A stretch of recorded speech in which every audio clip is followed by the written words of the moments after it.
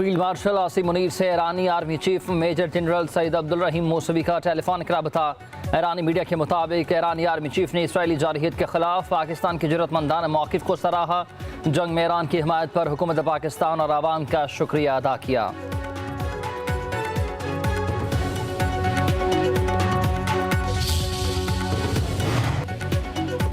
चीन ने पाकिस्तान के 3.4 अरब डॉलर के कमर्शियल कर्जे रूल ओवर कर दिए। खबर एजेंसी के मुताबिक चीन ने स्टेट बैंक के पास 3 साल से जमा 2.1 अरब डॉलर और मजीद 1.3 अरब डॉलर का कमर्शियल कर्ज भी ओवर रूल किया। मशरिक़ वस्ता के कमर्शियल बैंक से 1 अरब डॉलर मौसूल, कसीर जहती ज़राए से 50 करोड़ डॉलर मिले। पाकिस्तानी ज़र मुबादला ज़खायर 14 अरब डॉलर हो जाएंगे। 7 अरब डॉलर बेल रूट प्रोग्राम से मईशत को इस्तेहकाम मिला।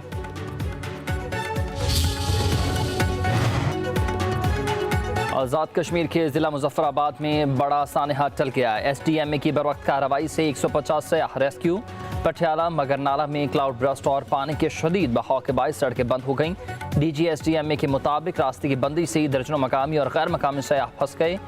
पुलिस, आर्मी, रेस्क्यू टीम्स और मकामी रजाकारों ने इमदादी कार्रवाई में हिस्सा लिया। वज़ीर आज़म आज़ाद कश्मीर चौधरी इनमारुल हक काकड़ की मुतल्लिका अफसरान को सयाहों को महफूज मुंतकिल करने पर शाबाश।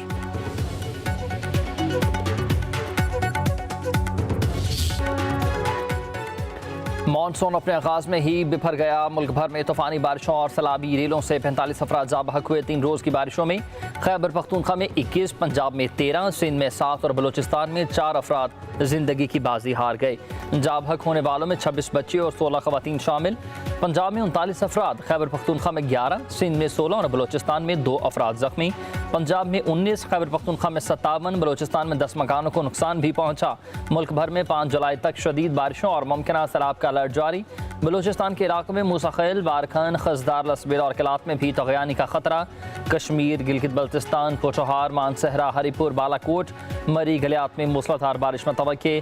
दरिया काबुल और सवात में पानी का बहाव तेज़ रहेगा। लाहौर, रावलपिंडी, सियालकोट और दीगर शहरों में बादल खूब बरसेंगे। कराची, हैदराबाद, ठट्ठा और बदीन भी बादलों के ज़ेर असर।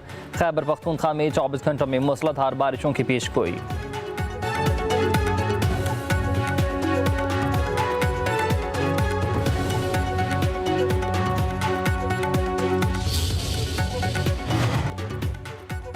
यकम जुलाई से गैस कीमतों में इजाफा। ब्लक सार्फिन, पावर सेक्टर और इंडस्ट्री के लिए गैस की कीमतें बढ़ा दी।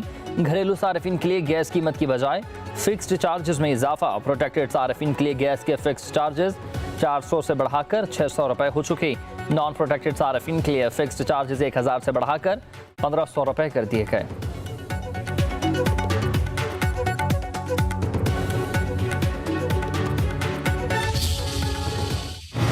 बिजली की कीमतें कम करने के लिए मिनिस्टर ऑफ पावर और हमारे टास्क फोर्स बिजली के, उन्होंने बेपनाह मेहनत की। करप्ट माफिया है उसके खिलाफ बड़ी मजबूती के साथ इक़दामात किए गए।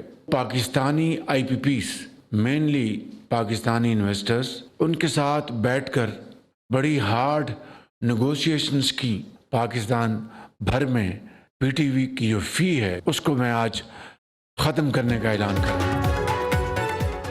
वज़ीर आज़म का बिजली के बिलों में सरकारी TV की फ़ीस ख़त्म करने का ऐलान। इस्लामाबाद में पावर स्मार्ट मोबाइल ऐप अपना मीटर अपनी रीडिंग की इफ्तिताही तकरीब से खिताब करते हुए बोला कि मोबाइल ऐप का मकसद मीटर रीडिंग के निज़ाम में शफाफियत लाना है और ओवर बिलिंग का खात्मा करना है।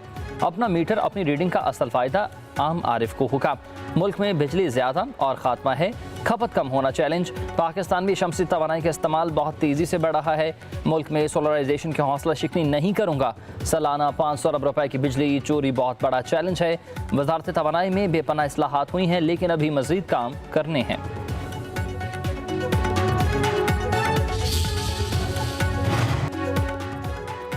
सियासी मंजरनामे में तब्दीली मतवक्के। वज़ीर आज़म शहबाज शरीफ अचानक चौधरी निसार को मिलने उनके घर पहुँच गए। चौधरी साहब आप तो हमें भूल ही गए। वज़ीर आज़म का चौधरी निसार से ये शिकवा। नून लीग में दोबारा शमूलियत की दावत भी दे दी। इंतहाई खुशगवार माहौल में होने वाली मुलाकात में सियासी सूरत हाल और अहम अमूर पर तबादला ख्याल। वज़ीर इत्तलाआत अताउल्लाह ताडर भी वज़ीर आज़म के साथ थे।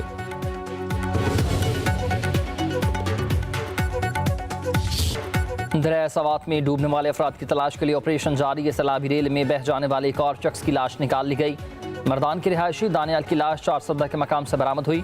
दरिया सवात से 12 अफराद की लाशें निकाली जा चुकी हैं।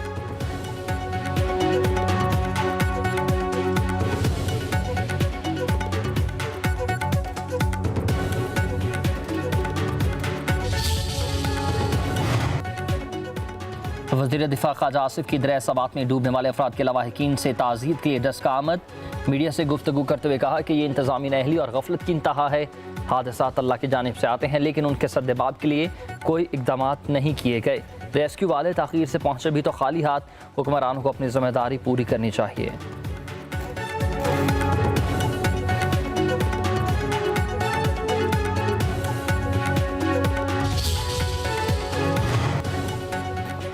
मौलाना फजलुर रहमान का कहना है कि साबिक हुकूमत चलने दी है, ना ही इस हुकूमत को चलने देंगे।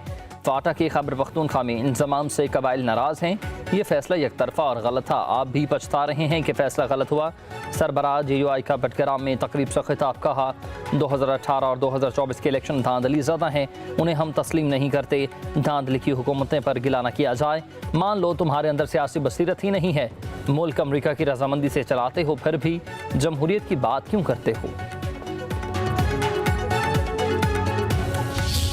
खैबर पख्तूनख्वा में जो सवात का वाकया हुआ है, वो इंदोनाक वाकया जिसमें 1.5 घंटे तक लोग वहां मौजूद रहे और 13वां साल है, 12वां साल है PTI की हुकूमत का लगातार, और उनके पास इसका कोई इंतजाम नहीं था कि वो उन लोगों को लिफ्ट कर सकें या उनके पास कोई कश्ती भेज सकें और लोगों को जो है रेस्क्यू कर सकें। सिंध में देखे तो सही का बेड़ा गर्क करके रखा हुआ इस पीपल्स पार्टी ने।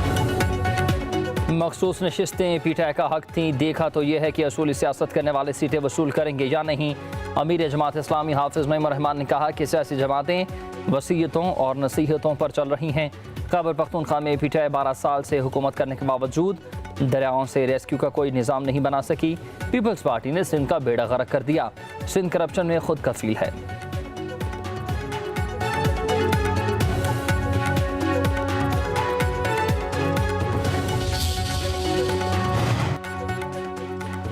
हाफिज नईम रहमान अब तक मेयर न बनने के सदमे से निकल नहीं रहे। सिंध के सीनियर वजीर शर्जील इनाम मेमन का अमीर जमात इस्लामी के बयान पर शदीद रद्द-ए-अमल। कहा, पंजाब में बैठकर सिंध के बल्दियाती निज़ाम को टारगेट किया जा रहा है। ये सियासी मुनाफिकत की इंतहा है। सियासी नाकामियाँ छुपाने के लिए हुकूमत सिंध पर इल्ज़ामात लगाना मुनासिब नहीं। नफरत पर मबनी बयानात से अवाम को गुमराह न करें।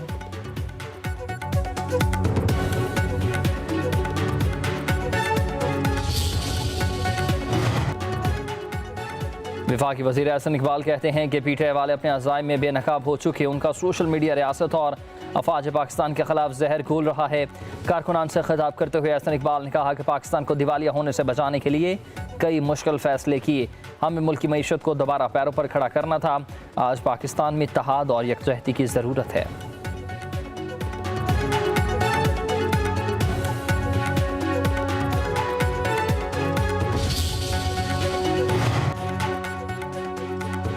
सदर मुमलिकत ने इस्लामाबाद हाई कोर्ट के जजेस की सीनियरिटी तय कर दी है। अदालत आलिया में जस्टिस सरफराज डोगर पहले और जस्टिस मोहसिन अख्तर कयानी दूसरे सीनियर तरीन जज करार।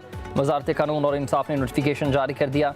जस्टिस सरफराज डोगर, जस्टिस खादिम सोमरू और justice Mohammad Asif Islamabad high court के मुस्तकिल जज होंगे।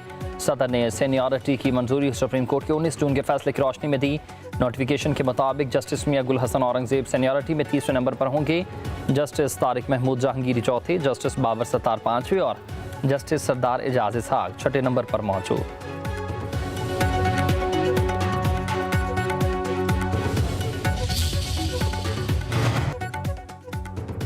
पार्लियामेंटेरियंस के आलमी दिन पर सदर और वज़ीर आज़म के पैगाम। सदर आसिफ अली जरदारी ने कहा कि पार्लियामेंट अवाम की खुद मुख्तार नुमाइंदा और आइनी इक़दार की निगहबान होती है। जमहूरी इक़दार को आगे बढ़ाना कानून साजों की जिम्मेदारी है। कौमी तरक्की को आगे बढ़ाएं। वज़ीर आज़म शहबाज शरीफ ने पैगाम में कहा कि पार्लियामेंट एहतसाब और शफाफियत को यकीनी बनाती है। हमने पार्लिमानी शफाफियत और रसाई को बेहतर बनाने के लिए टेक्नोलॉजी को अपनाया। हमारी ख़वातीन अरकान पार्लियामेंट भी कायदाना ओहदों पर फायज हुई हैं। जनूबी एशिया में हालिया कशीदगी के बाद पाकिस्तानी पार्लिमानी वफ़द ने आलमी फोरम्स पर नुक्ता नज़र पेश किया।